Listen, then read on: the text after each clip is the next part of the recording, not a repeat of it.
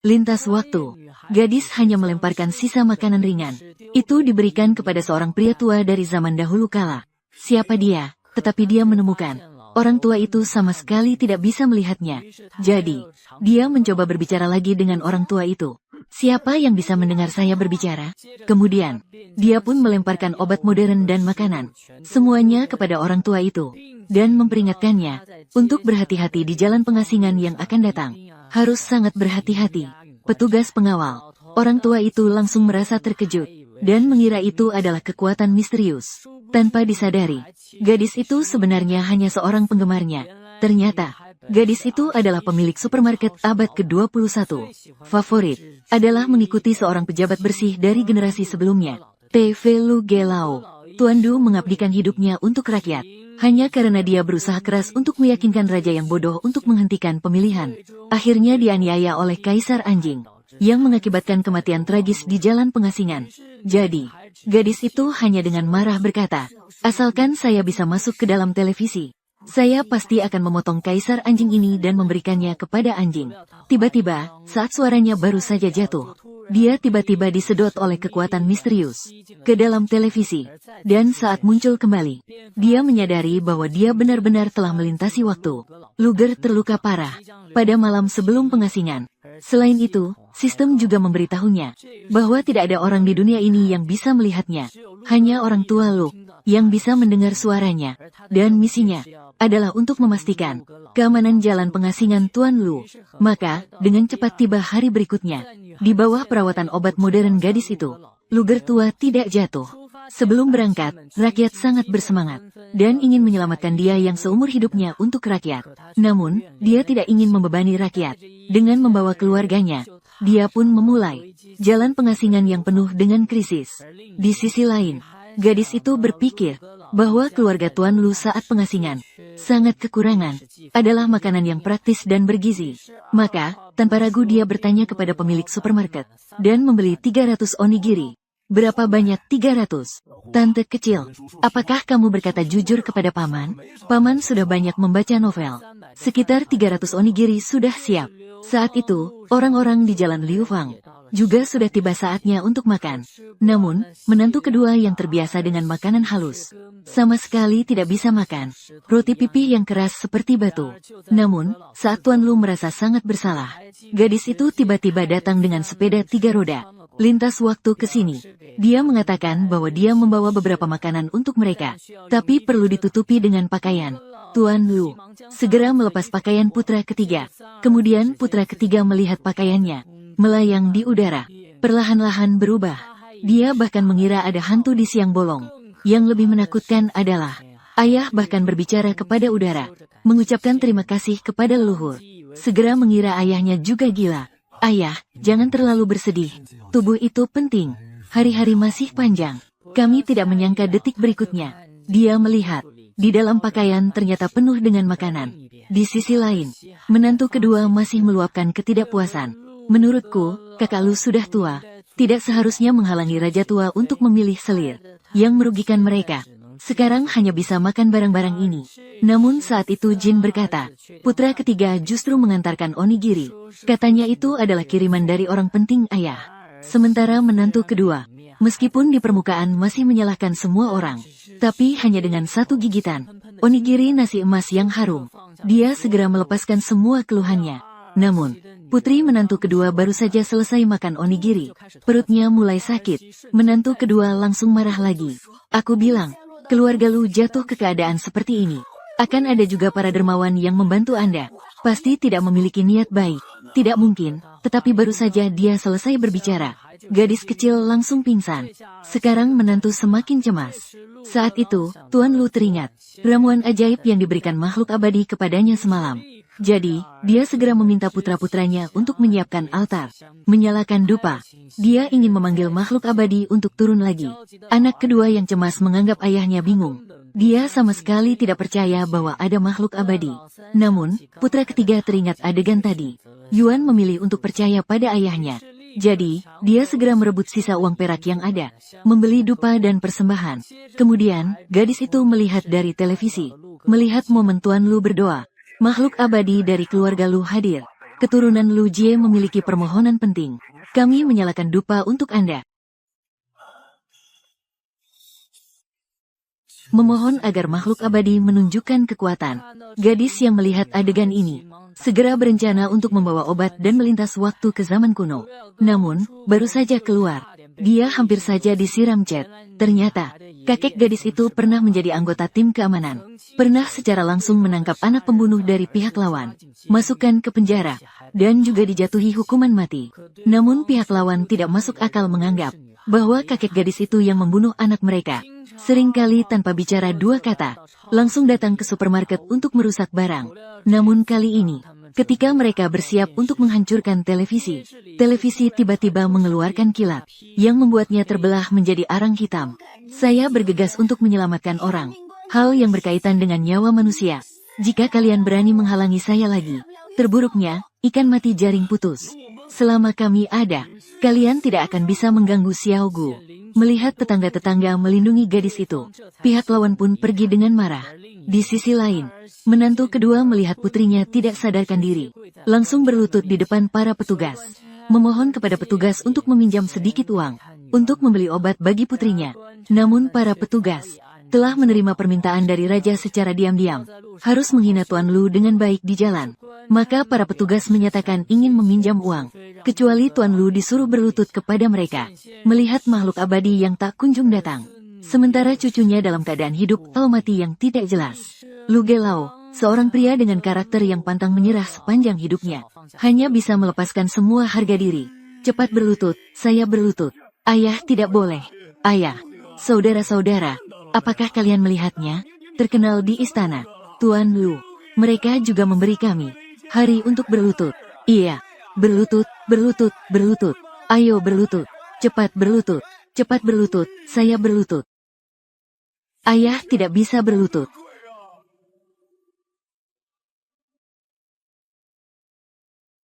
Cepat berlutut, aku berlutut.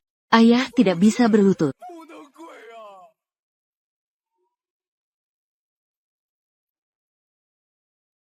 Ayah tidak bisa berlutut.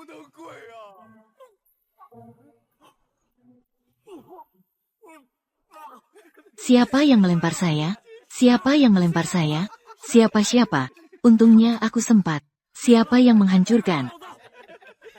Apa mungkin leluhur yang datang? Juga tidak. Leluhur yang memiliki aura agung. Bagaimana bisa melakukan hal seperti ini? Feng Wu, kau sedang tertawa. Apakah ini perbuatanmu, bos? Benar-benar bukan aku. Itu adalah Lu King. Si kecil lucu melemparkannya padaku. Siapa yang mulutnya begitu kotor? Cuci dengan baik. Ada hantu, ada hantu, ada hantu. Hantu, hantu. Hantu di mana? Diam. Di siang bolong ini. Hantu apa? Kakek tidak berlutut, ya. Tunggu sebentar. Besok kita ambil mayat mereka. Ayo pergi, pergi, pergi, pergi. Bangun. Duduk. Apakah kamu leluhur? Iya, aku dengar Lu Yutang sakit. Mungkin karena terlalu lama lapar. Makan berlebihan. Mengakibatkan gangguan pencernaan. Kau dulu ambil obat ini. Beri dia satu potong untuk dicoba. Terima kasih, Dewa. Tanger datang untuk minum obat. Tunggu sebentar, tidak bisa. Obat yang tidak jelas asalnya. Tidak bisa sembarangan memberi Tanger makan.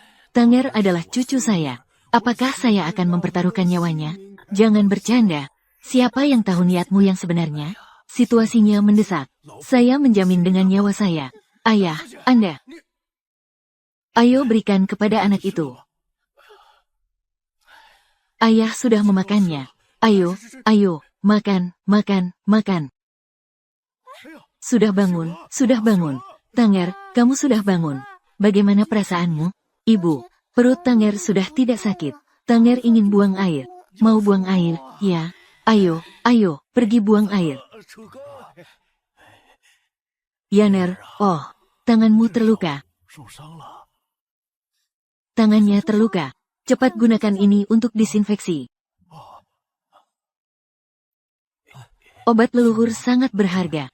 Tidak perlu memberikannya padaku. Saya seperti yang mereka katakan. adalah orang yang tidak berguna. Sekalipun sangat berharga, itu untuk digunakan orang lain. Atau katakan, kamu, Lu Xingyan, orang sebesar ini, masih takut sakit. Saya datang sendiri. Apakah dia bisa menggunakannya?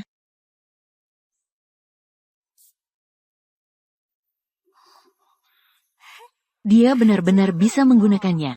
Tuan Lu, lebih baik daripada yang kamu gunakan pertama kali. Sekarang sudah jauh lebih mahir. Wahai dewa, aku baru saja menelepon. Anda sudah lama tidak menjawab. Apakah ada masalah yang sulit?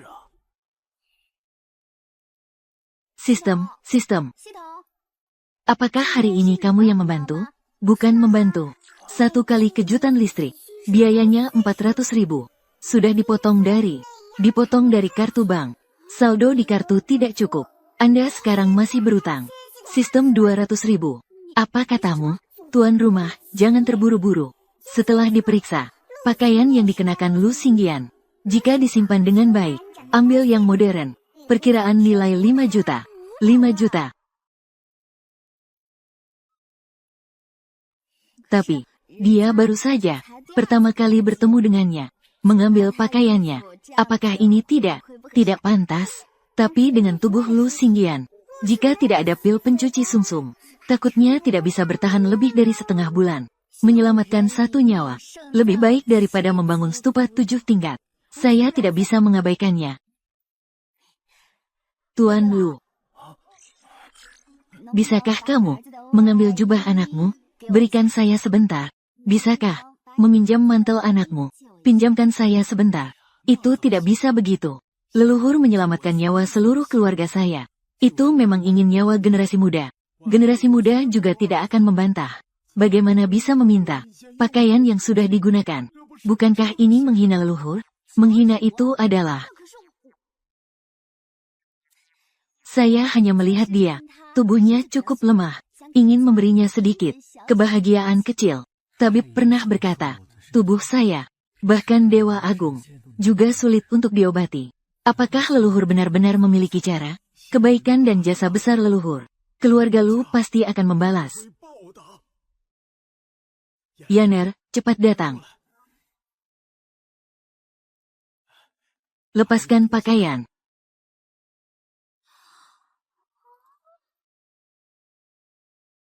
Ini tanpa mengeluarkan uang. Bisa dilihat.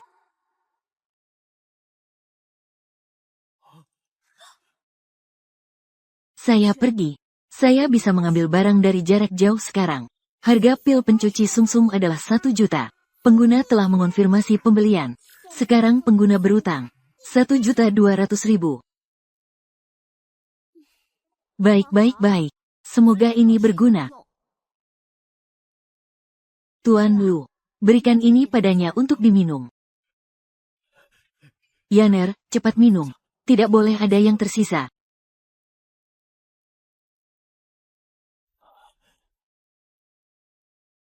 Bagaimana?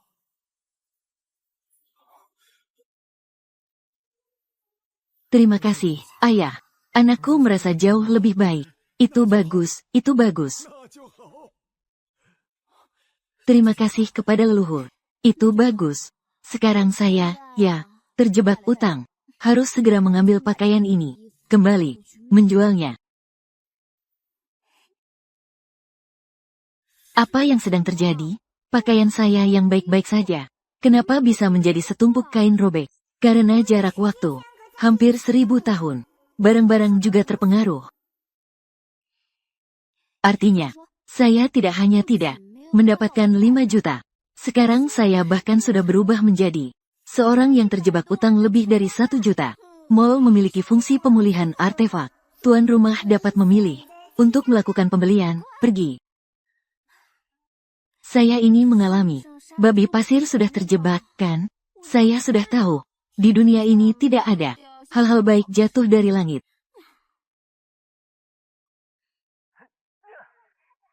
Yang ketiga, kamu. Kamu sudah baik. Iya. Sangat bagus. Sangat hebat. Nanti bisa mengangkatmu tinggi-tinggi.